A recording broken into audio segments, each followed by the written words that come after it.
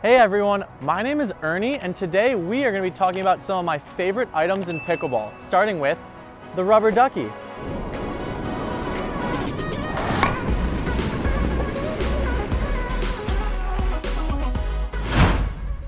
Actually, as much as I love rubber duckies, in today's video we are going to be talking about the ERNE, one of the more unique shots in pickleball.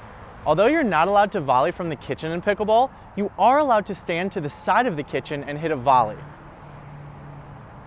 So, sneaking up to the kitchen and hitting a volley from the sideline is called the ERNE.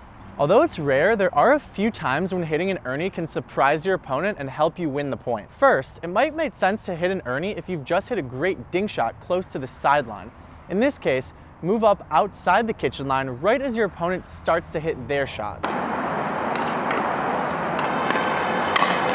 Another time you can hit an ERNE is if you lull your opponent to sleep during a dinking battle and catch them off guard. I take this opportunity to run up to the side of the kitchen and hit an ERNE winner before my opponent even knows what happened.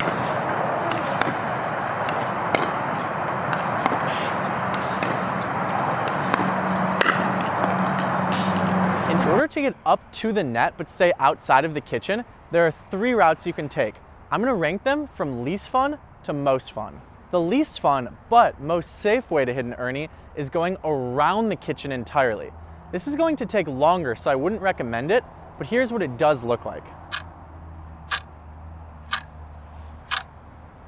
Going through the kitchen is a common and pretty standard way to hit an ERNE. It looks a little something like this.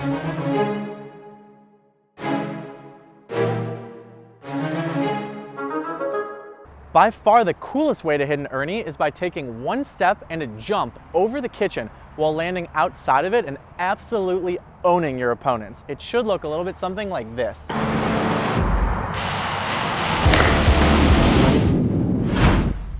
Do you recommend hitting an ERNE shot? I personally would not try to hit an ERNE unless you feel super comfortable with other aspects of your game.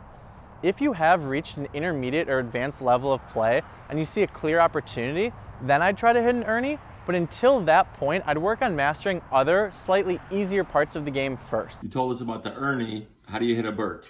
The Bert, not to be confused with the ERNE, involves sitting down with my great uncle Bert and hearing stories of his days growing up, working at a suit and tie shop, and all of those other stories. It's just slightly less exciting than the ERNE. We're playing baseball on the sidewalk, and somebody was throwing the ball, I was hitting it. The biggest thing to practice with the ERNE is timing, so in this drill, that's exactly what we're gonna do.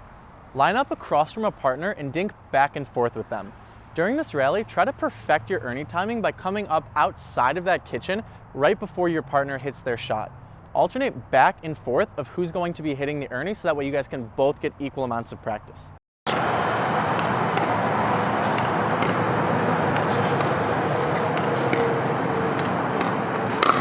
Okay, well that is all there is to know about ERNEs.